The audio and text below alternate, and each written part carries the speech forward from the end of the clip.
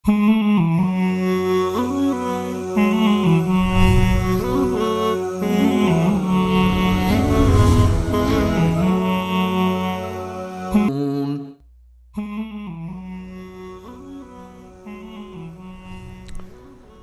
لله والصلاة والسلام على رسول الله وعلى آله وصحبه ومن والاه، اما بعد.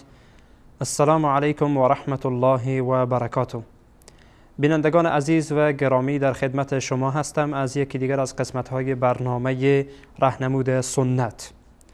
بینندگان عزیز و گرامی، در قسمت‌های گذشته در مورد دانندگی غیب را صحبت کردیم که چی کسی غیب می‌داند و در این برنامه به ادامه همان برنامه ها می‌پردازیم که آیا پیامبران علیهم السلام غیب می‌دانستند و آیا غیب می‌دانند.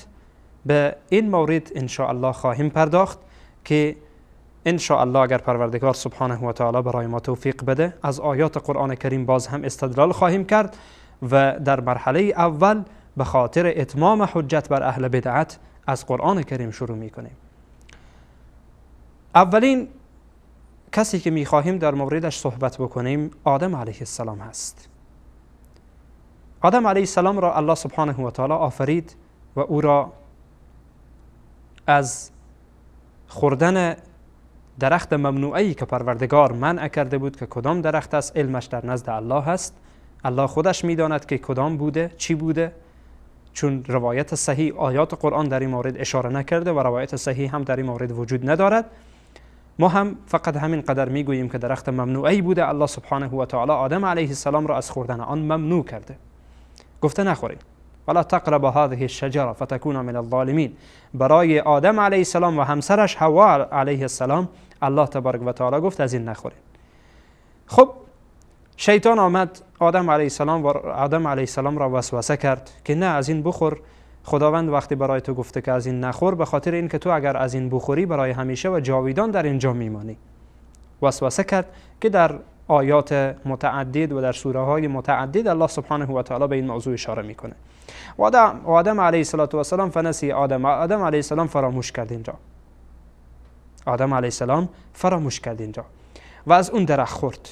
وقتی که خورد لباسهای از تنش افتاد، از تن او و خانمش افتاد. به هر حال ما موضوعی که میخوایم استناد بکنیم این است که آدم علیه السلام اگر غیب میدانست وسوسه شیطان را نمیخورد، تحت وسوسه شیطان قرار نمی گرفت. و در ضمن الله میگه فنسی آدم علیه السلام فراموش کرد. آدم علیه السلام اگر غیب میدانست این کار را نمی کرد و این کار برای او اتفاق نمی افتاد. پس بناهن از حضرت آدم علیه السلام شروع بکنیم. علم غیب نمیدانسته. آدم علیه السلام علم غیب نمیدانسته. و بعد از آن بیاییم به حضرت نوح علیه السلام. من به صورت فشرده و مختصر داستان حضرت آدم علیه السلام را نمیخوام، چون این برنامه ارتباط به موضوع چگونگی خلقت حضرت آدم و این که حضرت آدم علیه السلام چگونه وارد بهشت شد و چگونه خارج شد اینها و کدام بهشت بوده و اینها، این موضوعات را نمیخواهم که به این موضوعات بپردازم. فقط چیزی که مورد استناد بنده بود به آن اشاره کردم. تمام. و میایم به داستان یا به موضوع حضرت نوح علیه السلام. حضرت نوح علیه السلام الله تبارک و تعالی میگه از زبان حضرت نوح، میگه که ای نوح توی رقم بگو که ولا اقول لكم عندي خزائن الله ولا اعلم الغیب. خیلی صریح و واضح. کسانی که عربی میدانند که فهمیدن چی گفتم، کسایی که نمیدانند لطفاً ترجمه فارسی قرآن عظیم الشان را یک بار باز بکنن، آیه 31 سوره مبارکه هود را ببینین الله چی میگه. از زبان نوح علیه السلام الله چی میگه؟ ولا اقول لكم، ای مردم من نمیگویم برای شما که عندي خزائن الله، من نمیگم که خزائن و آنچه که گنجینه های پروردگار سبحانه و تعالی در نزد من است، یعنی علمی که پروردگار داره در نزد من است. من نمیدانم این را، گنجینه های الله را نمیدانم که در نزد من است. شما این رقم نگین که من همچون حرف زدم و نمیگم یا همچون حرف را. ولا اعلم الغیب، و من نمیگویم که علم غیب دارم، من نمیگویم که غیب میدانم. از این واضح‌تر؟ به صورت صریح، بدون هیچ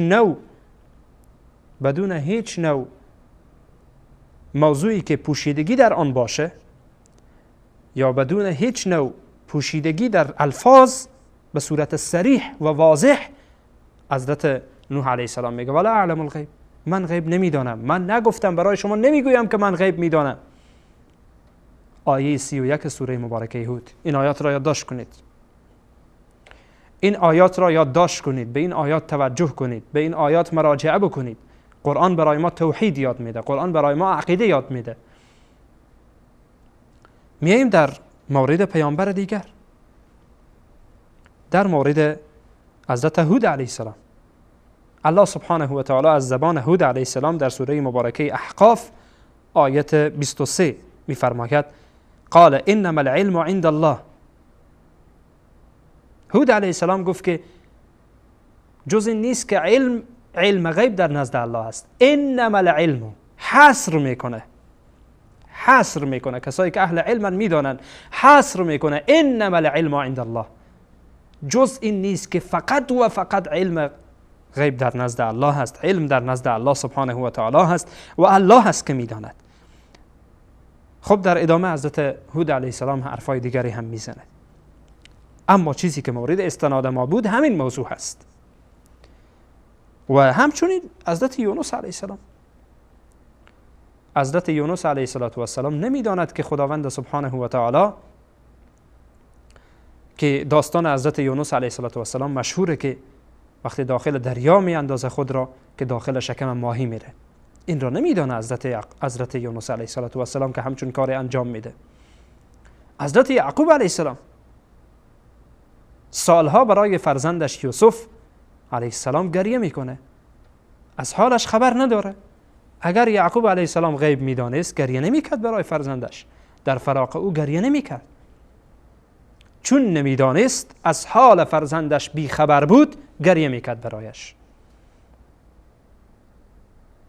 پس بناهن پیامبران علیهم السلام اگر به صورت عموم نگاه بکنیم، به صورت عموم که نمونه های از اینها را بیان کردم، غیب نمیدانستند. شاید کسی بیاید و بگوید که و این اتفاق افتاده، گفته شده این حرفها، اینها فرضی نیست. یعنی این بحث من فرضی نیست که فرضی بیان کنم که کسی بیاید چون این چیزی بگوید. امروز روافض میگویند که نعوذ بالله، بله ما این آیات را قبول داریم، آدم علیه السلام غیب نمیدانست، بله ما قبول داریم. نوح علیه السلام غیب نمیدانست، ما قبول داریم. یونس علیه السلام غیب نمیدانست، قبول داریم. و همچنین پیامبران دیگری که در اینجا بیان شد، اینها غیب نمیدانستند، بله ما هم قبول داریم. اما نظر مای روافض این است که ائمه از پیامبران بالاترند، ائمه از پیامبران بالاتر هستند. پس شما وقتی میخواهید برای ما دلیل بگویید، باید دلیل بگویید که این پیامبران علیهم السلام غیب نمیدانستند. خیلی خوب، اما ما میگیم که مقام آنها بالاتر از مقام انبیا علیهم السلام بوده. پس بناهن ما نتیجه بر این میگیریم که ائمه غیب میدانند، چون مقامشان از انبیا علیهم السلام بالاتر است. بیایید که با هم دیگر آیات دیگر را بخوانیم. اگر چنین است، بیایید که آیات دیگر را بخوانیم. ای روافض، آیا شما ادعا میکنید که، آیا چنین ادعای دارید که ائمه 12گانه یا ائمه علیهم السلام مقامشان از رسول الله صلی الله علیه و سلم بالاتر بوده؟ اگر چنین ادعای بکنید، خب بدون شک و تردید شما کافر هستید. اگر چنین ادعای کسی بیای بکنه، هر شخص دیگری را بیای در مقابل پیامبر علیه السلام قرار بده، بگه که بعد از پیامبر علیه السلام بیای دیگران را در مقام پیامبر قرار بده، خب بدون شک یا از پیامبر بالاتر بدانه، بدون شک انسان کافر شده، بدون شک انسان کافر شده و شرک در نبوت کرده. بسیار خوب، وقتی که شما قبول دارید که ائمه علیهم السلام مقامشان از پیامبر بالاتر نیست، پس بیایم ببینیم که آیا رسول الله علیه السلام غیب میدانستند؟ اگر ثابت شد که رسول الله علیه السلام غیب میدانستند، پس برای ائمه علیهم السلام هم دانستن غیب ثابت میشه. اگر ثابت نشد، غیب از پیامبر علیه السلام نفی شد، پس بدانین که ائمه علیهم السلام غیب نمیدانند. پس بیدار شوید از این خوابی که فرو رفته اید در آن، از این غفلتی که در آن فرو رفته اید برخیزید. برمیگردیم باز هم به قرآن.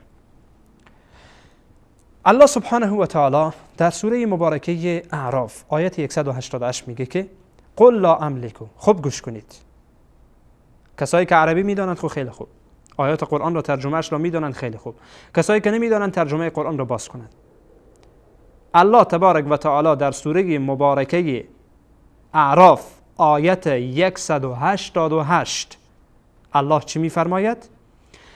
قل لا املکو لنفسی نفعا ولا ضرا الا ما شاء الله ولو كنت اعلم الغیب لاستكثرت من الخیر. اگر من غیب میدانستم خیر کثیری را برای خودم به دست می آوردم. یعنی این که پیامبر غیب نمیدانه، یعنی این که رسول الله صلی الله علیه و سلم غیب نمیدانند. چی میگه؟ قل لا املک لنفسی نفعا ولا ضرا الا ما شاء الله ولو كنت اعلم الغیب لاستكثرت من الخیر و ما مسنی السوء. اگر من پیامبر غیب را میدانستم هیچ وقتی به مشکلات و به مصائب و سختی ها گرفتار نمی شدم، چون قبلا معالجه می کردم. و اگر من پیامبر غیب می دانستم خیر فراوانی را برای خودم به دست می آوردم. چیست جواب شما در اینجا؟ چی جواب می دهید در این موضوع؟ آیا رسول الله صلی الله علیه و سلم غیب می دانستند؟ این آیت 188 سوره مبارکه اعراف برای ما میگوید که پیامبر علیه السلام غیب نمیدانستند. و همچنین در قرآن عظیم الشأن آیات دیگری هم وجود دارد. آیه 50 سوره مبارکه انعام الله سبحانه و تعالی از زبان رسول الله صلی الله علیه و سلم میفرماید قل لا اقول لكم عندي خزائن الله ولا اعلم الغیب. آیت چند؟ آیت 50 سوره مبارکه انعام. خیلی واضحه، شفافه. قل لا اقول لكم عندي خزائن الله ولا اعلم الغیب. من غیب نمیدانم. سبحان الله، عجیب است این قرآن عظیم الشأن با این وضاحت کامل برای ما بیان می کند. اما جای تعجب است که افرادی که خودشان را مسلمان میگویند میآیند برخلاف قرآن عظیم الشأن فتوا میدن، برخلاف قرآن عظیم الشأن عقیده و باور دارند. پیامبر صلی الله علیه و سلم در این آیه هم، در آیه مبارکه 50 آیه مبارکه سوره انعام، الله متعال میفرماید که پیامبر، ای رسول من، ای پیامبر من، ای محبوب من، برای این مردم بگو که لا اقول لكم عندي خزائن الله ولا اعلم الغیب. گنجینه های الله را من نمیدانم، غیب نمیدانم. از این واضح تر الله سبحانه و تعالی عقیده را واضح و آشکار برای ما بیان کرده تا اینکه از شر بدعات و خرافات اهل بدعت و خرافه نجات بیابیم. بعد از این تعلیقی خواهم داشت. بعد از این آیات اجازه بدین که یک میان برنامه بگیریم و بعد از میان برنامه در خدمت شما خواهم بود.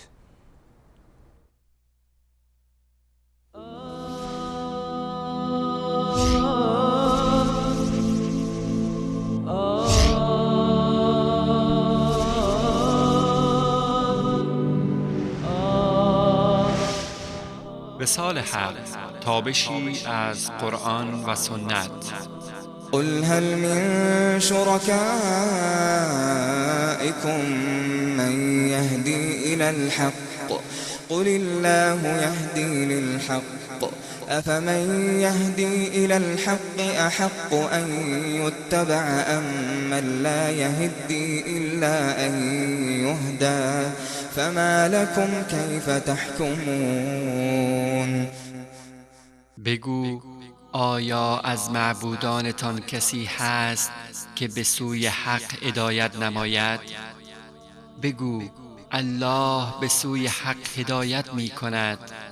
آیا کسی که به سوی حق هدایت می کند بیشتر سزاوار پیروی است یا کسی که تنها در صورتی هدایت می‌یابد که او را هدایت کنند؟ شما را چه شده؟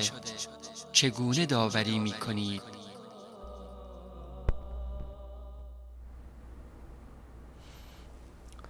با عرض سلام مجدد به خدمت شما بینندگان عزیز و گرامی. بله، آیاتی را تلاوت کردیم، آیه 188 سوره مبارکه اعراف و آیت 50 سوره مبارکه انعام که نشان میداد برای ما که رسول الله صلی الله علیه و سلم را الله متعال برایش میگه که ای پیامبر من بگو که من غیب نمیدانم. پس وقتی که رسول الله صلی الله علیه و سلم غیب نمیدانند، شمایی که معتقدید بر این که ائمه علیهم السلام مقامشان از رسول الله صلی الله علیه و سلم پایین است، پس این دانستن غیب را برای ائمه از کجا ثابت میکنید؟ از کجا ثابت میکنید؟ نکنه شما هم معتقد بر این هستید و میگویید که رسول الله علیه السلام غیب میدانند، با وجودی که خداوند میگوید پیامبر غیب نمیداند. شاید با بعضی از آیات استدلال میکنید که ان شاء الله در برنامه‌های آینده با آنها اشاره خواهم کرد. ان شاء الله اشاره خواهم کرد که شبهاتی که این افراد میاندازند و آیاتی را میآیند استدلال میکنند برای این که پیامبر غیب میدانسته، نعوذ بالله، در حالی که رسول الله صلی الله علیه و سلم به صورت صریح در اینجا الله متعال به پیامبرش یاد میده که ای پیامبر بگو که لا اعلم الغیب، من پیامبر غیب نمیدانم و اگر میدانستم، چنانچه در سوره مبارکه اعراف میگه ولو کنت اعلم الغیب لاستكثرت من الخیر و ما مسنی السوء. این سخنم با روافض. ای اهل بدعت که خودتان را اهل سنت میگویید و شما هم مدعی هستید که نعوذ بالله پیامبر غیب میدانند، این آیات برای شما و برای روافض کافی است، اما برای شما یک موضوع دیگر هم دارد. برای شمایی که خودتان را اهل سنت میگویید، احادیثی در صحیح ترین کتاب‌های اهل سنت وجود دارد. اگر شما واقعا اهل سنت هستید پس این احادیث را گوش کنید. اولا در صحیح بخاری، در صحیح بخاری حدیث شماره 7380، حفظ کنید این شماره را، پیش خود یادداشت کنید. صحیح بخاری حدیث 7380،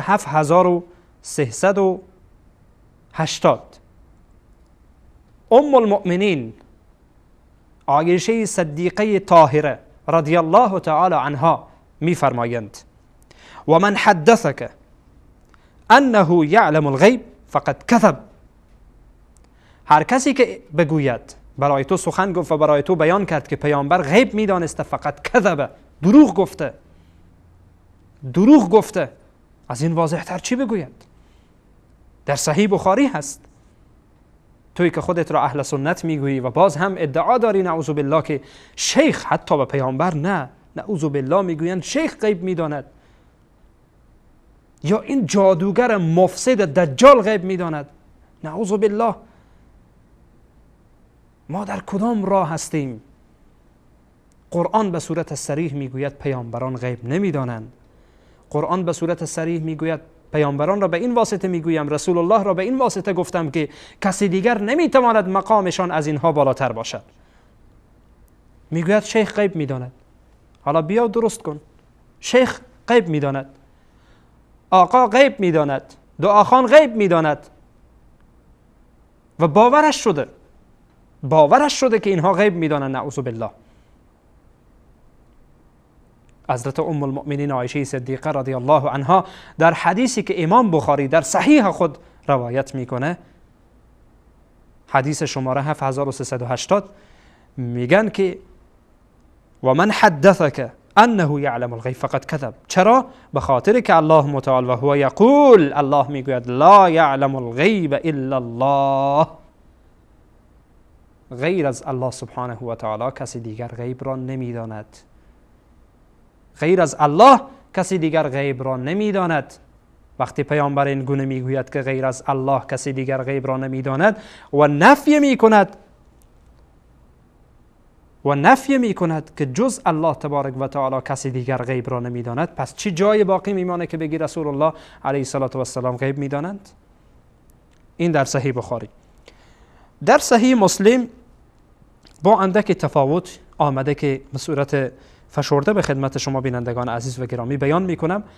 حدیث شماره 177، صحیح مسلم شماره 177.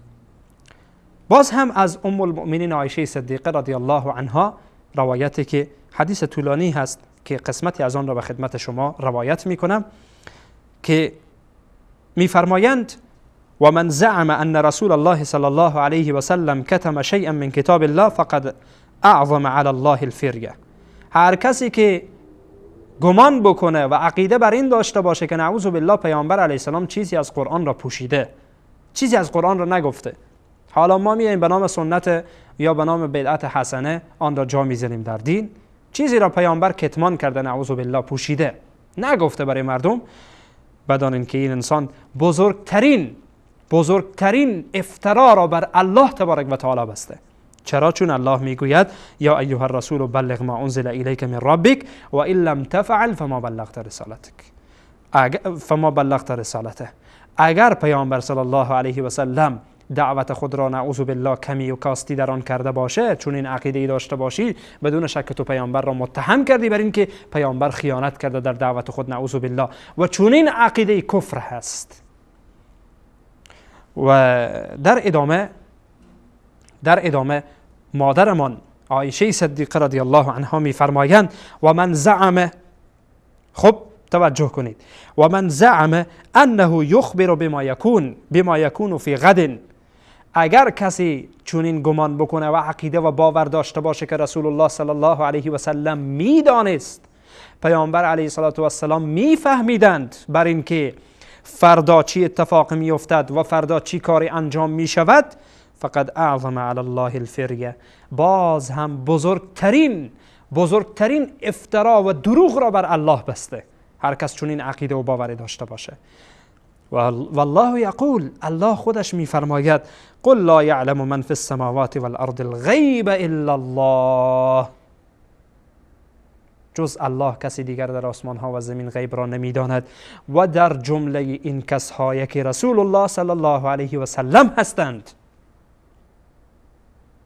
پس بناهن دلیلی باقی نمیماند که بگوییم رسول الله صلی الله علیه و سلم غیب را میدانند، جز این که شیطان ما را فریب بدهد و جز این که بزرگترین دروغ را بر الله ببندیم، چنانچه مادرمان ام المؤمنین عایشه صدیقه رضی الله تعالی عنها بیان میکنند که اگر کسی ادعا بکند که پیامبر میدانستند که فردا چی اتفاقی میافتد و پیامبر از فردا خبر میدادند و از غیب آگاه بودند، بدون شک این انسان بر الله بزرگترین دروغ را بسته. چرا که الله این را انکار کرده. الله گفته که جز من الله هیچ کسی دیگر غیب را نمیداند.